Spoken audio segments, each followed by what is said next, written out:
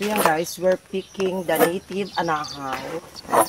Kailangan namin to dito kasi ito yung minsan yung binububong namin to guys sa aming bahay. Lalo na pag hindi.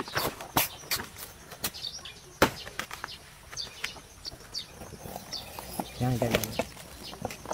Charan! Ito po yung anahaw.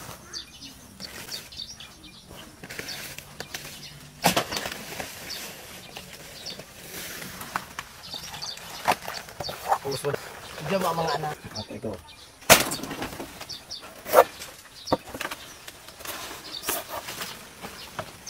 So, ayan, pag maulan, tapos mainit, ito yung ay naano namin sa bahay, lalo sa bahay, mga native anahaw siya guys. Ang gaganda.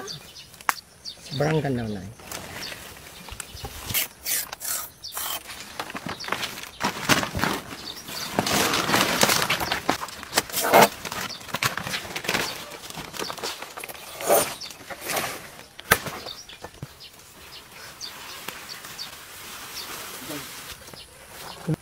Diyan ako.